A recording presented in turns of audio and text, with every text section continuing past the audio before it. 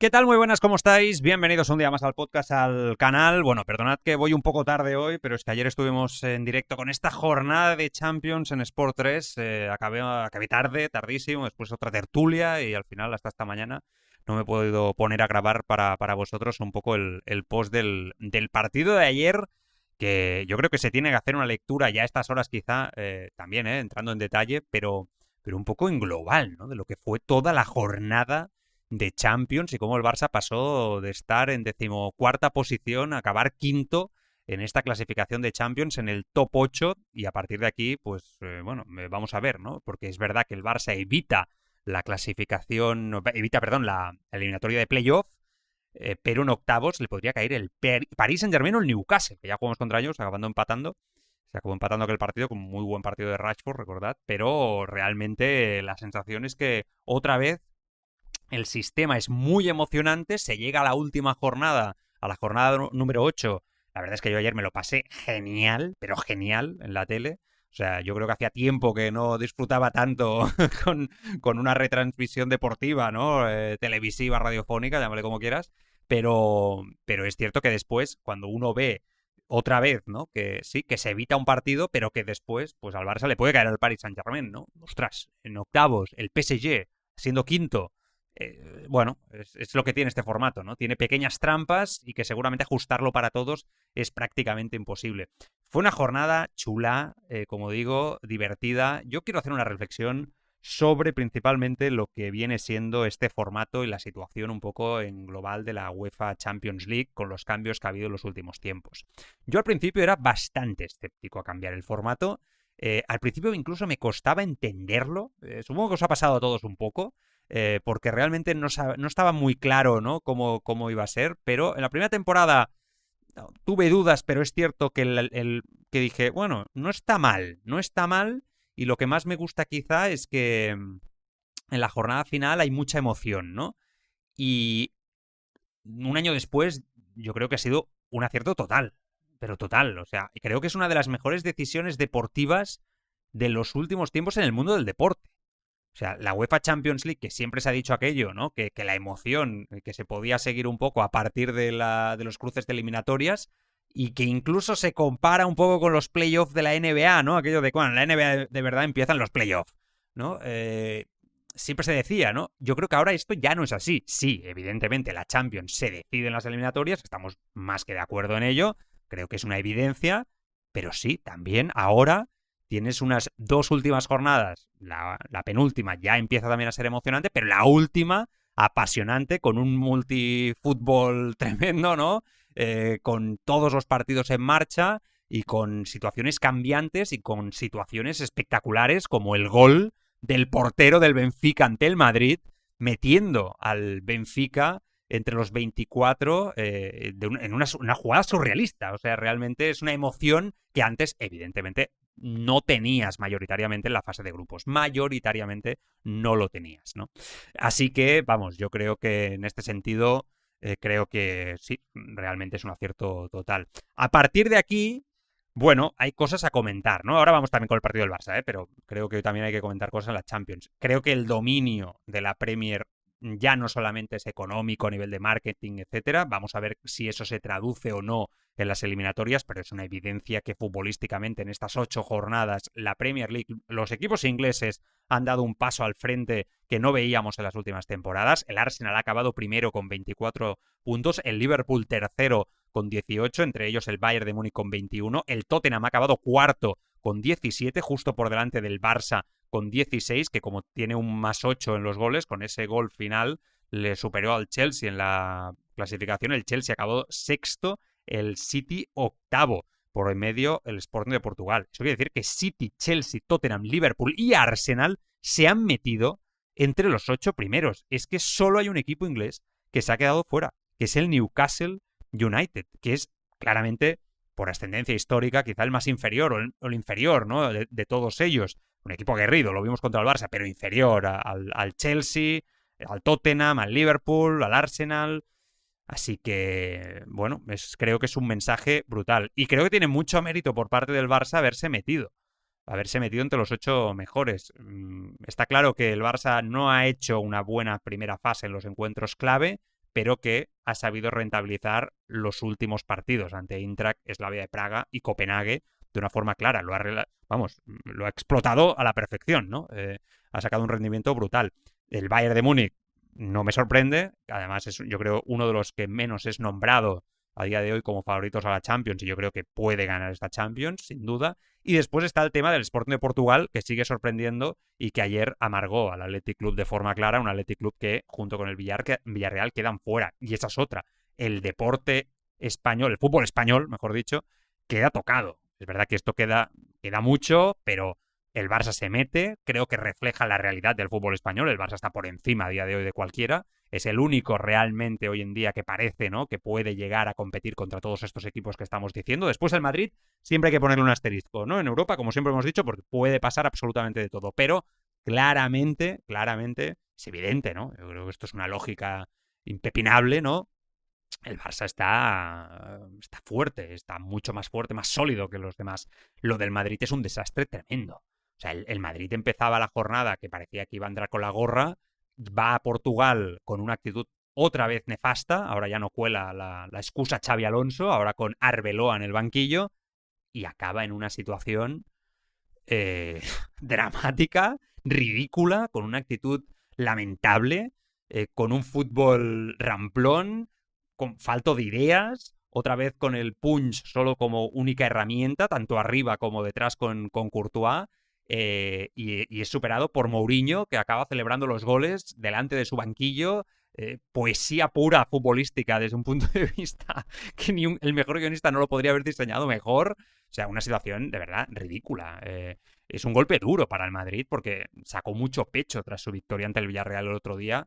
Parecía que era sí, yo creo que sí, el segundo mejor partido de la temporada del Madrid junto al del Athletic Club, y otra vez a la que se da un paso hacia adelante se dan 10 hacia atrás, ¿no? Con una imagen lamentable y además viendo como el Barça te supera y de forma con mucha más contundencia, ¿no? Y después está el Atlético, que pierde ante el Bodo Glimt y claro, se queda también lejos, ha acabado en la posición 14ª con 13 puntos, a 2 del Madrid, pero perdiendo un partido después de muchísimas oportunidades y tampoco haciéndose fuerte en esta clasificación, ¿no? Bueno, no sé, el empate entre PSG y Newcastle, que deja a los dos fuera, había ese riesgo, y evidentemente pues ahí Barça, Chelsea, Sporting lo aprovecharon. Bueno, la clasificación del Benfica como 24, del Bodo Glimt como 23, del Karabakh, que también se ha metido como 22º. No, realmente, ostras, ha sido una última jornada muy chula, muy chula. Y respecto al partido del Barça, bueno, vamos con nombres propios y lo comentamos un poquito por encima. 4-1 ante el Copenhague. Hay que decir, Copenhague, buen equipo, venía ganando los últimos 3 partidos, un poco como el Barça, por eso tenía opciones de meterse entre los 24. La verdad es que lo lucharon, equipo inferior al Barça, pero mucho mejor equipo para mí, por ejemplo, que el Slavia de Praga.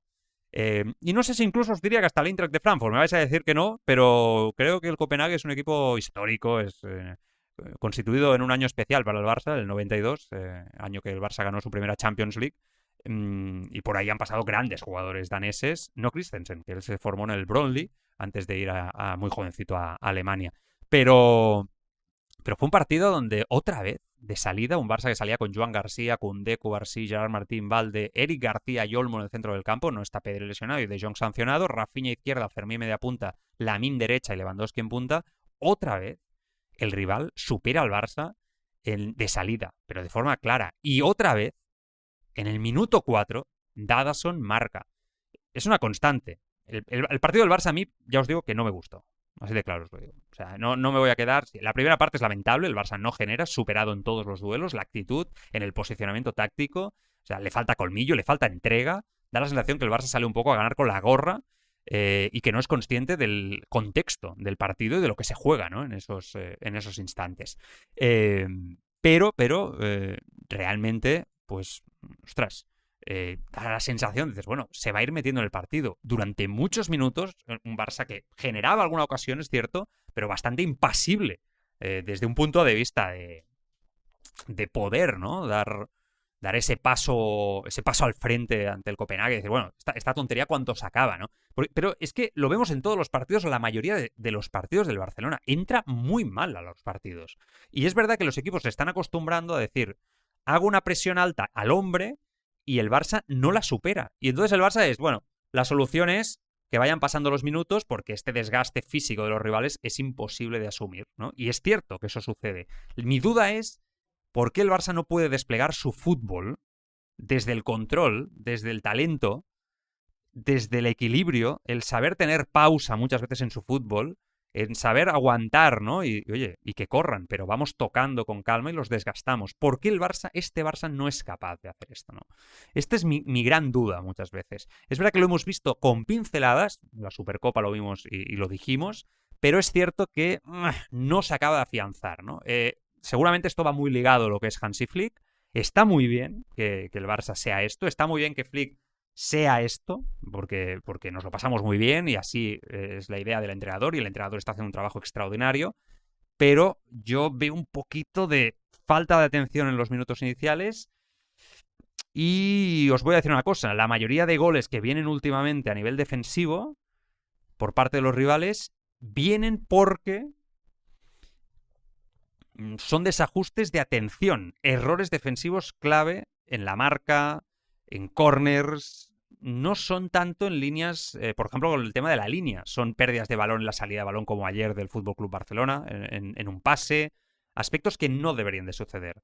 Y eso es innegable, el Barça yo creo que ha mejorado en la línea de fuera de juego. Al principio de temporada la mayoría de goles, recordad aquel partido contra el Sevilla, venían precisamente por ello, porque se lanzaba mal la línea. Ahora, en cambio, estamos empezando a ver un Barça que todos los goles le llegan por errores en un pase, en un marcaje, etcétera. Algo que es, para mí, más preocupante, porque entonces ya lo que hablamos ya no es de que asumo un riesgo inevitable que me van a acabar marcando gol, no, es me equivoco mucho y como me equivoco mucho, soy muy endeble defensivamente, ¿no? Y esto preocupa. El Barça ha encajado 14 goles en estos 8 partidos de la Champions. 14 goles. Es el equipo del top 8 que más goles ha encajado. Con diferencia, además. 14 goles. El siguiente es el Sporting de Portugal con 11. Ha encajado 14 goles, pero es que para encontrar un equipo que ha encajado más goles, te tienes que ir hasta la posición 14, que es precisamente el Atlético de Madrid, que ha encajado 15. Pero es que el Barça se mueve en números encajados de Borussia Dortmund, Bayer Leverkusen, que están en la posición 16-17, con 14-17 goles encajados. Entonces, está claro que defensivamente el equipo tiene un problema. Y después el partido no fue bueno, pero tienes mucho talento. Y en la segunda parte el equipo se encara un poquito mejor. Hay ese cambio de Eric García por Bernal. La verdad es que Bernal demuestra, ¿no?, que le va como un guante la primera altura de las tres, ¿no?, del centro del campo del Barça, y se encaja en esta posición de maravilla. Eric García había sido para mí el mejor prácticamente en la primera parte, incluso con un disparo lejano, se está atreviendo mucho a tirar. Es muy importante que los jugadores chuten, y en la segunda parte la imagen del Barça es otra, actitud, presión, y claro, ahí el Copenhague cae hasta que Lamine también hace el gol en el 60, un gran gol, otra vez Lamine vuelve a hacer un gran partido, gol y asistencia, otra vez Lamine Yamal vuelve a ponerse el equipo a las espaldas, otra vez Lamine Yamal nos recuerda al gran Lamine Yamal, y otra vez se demuestra que efectivamente los números demuestran que está siendo una muy buena temporada, más allá de algún discurso que por ahí se escucha. Pero lo más importante, lo que siempre les digo yo, las sensaciones. Volvemos a tener muy buenas sensaciones con Lamine. Un gol de penalti en el 69 de Rafinha, después de que Lamine le ceda ese lanzamiento, y el gol de falta de Rashford, que en el 85 sale él, él sale un poquito antes, en el 72, y marca un gol de falta que se la come Kotarski un poquito, el portero, es verdad, con un rebote por ahí, pero es cierto que, oye, después de mucho tiempo, creo que la última falta la había metido Pablo Torre, que ya no está, un golazo tremendo, y bueno, cómo la pica, ¿no? Yo el toque de balón de Rashford me encanta. La verdad es que 4-1 porque el Barça se espabila y el Copenhague se queda fuera. Tenía sus opciones o las luchó bastante bien en este caso. Nombres propios. Para empezar por Joan García, que la verdad es que poco pudo hacer en el gol de Dadason. La segunda mitad sí que tuvo alguna parada importante. No estuvo fino en un gol que el VAR acabó anulando al final, que era el 4-2. La verdad es que fue un error importante de Joan García, pero bueno, no contabilizó como tal, pero hubiera sido quizá el mayor error de Joan García, ¿no? desde que era portero del Barcelona. Muy irregular Koundé en la derecha. De hecho, el error fue suyo en el preludio del gol del conjunto danés. Correcto Cubarsí con Gerard Martín. Esta vez sí, la pareja de centrales. La verdad es que Gerard Martín no tuvo demasiado trabajo defensivo, pero cuando lo hizo bien, recuperando un poco su mejor versión. Mucho más intenso de los últimos partidos Valde en el lateral izquierdo. Eric García, bueno, en esa posición de medio centro, que la verdad es que yo creo que es básico. O sea, es que es un jugador que juegue donde juegue. O sea, Eric García tiene que jugar. ¿Dónde? Ya veremos. Pero tiene que jugar, ¿no? Y aunque Flick se empeña en que Eric no es un medio centro, él lo hace muy bien, ¿no? Es un plan de emergencia brutal porque interpreta el juego de cara muy bien. Es verdad que después ves a Bernal y te das cuenta que es un especialista en la posición, pero es verdad que el espíritu competitivo y el liderazgo que tiene, la ascendencia que tiene Eric García a día de hoy no la tiene aún Bernal, ¿no? Pero llegará. Olmo, en la posición donde yo creo que va a jugar, ¿no? En la posición de Pedri, creo que le faltó un poquito de pausa y de equilibrio y de entender mejor la posición. Fue demasiado vertical, pero pase a Lamine previo al 1-1, una maravilla, y después sustituido. No hizo un mal partido, pero yo creo que puede hacerlo mejor. Caso de Fermín, como siempre, entrega, desequilibrio, verticalidad. Falta un poquito de pausa, como siempre decimos. No fue su mejor partido. Acabó de segundo medio centro con Bernal, detalle interesante, porque la verdad es que lo habíamos visto poco en la segunda altura del centro del campo. Hemos hablado de Lamine, sin duda el mejor del partido. O sea, claramente. Oportuno Lewandowski marcando, que es lo que se le pide. Rafinha también, una defensa bastante cerrada ayer sufriendo, ¿no? Tuvo una que yo pensaba le iba a dar de primeras y un control ahí, perdió la oportunidad. Y me gustó el partido de Bernal. Araujo jugó en los minutos finales. Bueno, Casado también. Ferran Torres, que ya está recuperado, entró por Lewandowski para sumar 9 minutos ya. Supongo que próximo partido estará disponible. Bueno, lo hemos dicho todo. Lo más importante es que el Barça está en esta fase. Vamos a ver ahora en los playoffs a ver quién le toca. Y para adelante, ¿no? De momento se cumple el guión. Próximo partido, Elche-Barça. A las 9 de la noche, Elche-Barça, el sábado. Partido, bueno, de Liga. Después ya viene el martes el Albacete. Pero Elche-Barça es un partido que hay que tener en cuenta, porque el Elche ya sabemos que es un equipo que vamos, juega muy bien a fútbol con Eder Sarabia y yo no me fiaría ni un pelo. El Elche no ha dejado su portería a cero en los últimos 5 partidos. Por lo tanto, Iñaki Peña por ahí encaja bastante. Eso es una buena noticia para el Barça. No creo que sea un equipo que se cierre, pero vamos a ver, ¿no?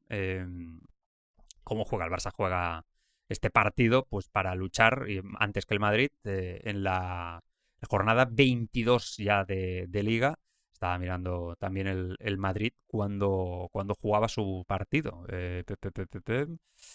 Ostras, ahora estoy ahí yo perdido.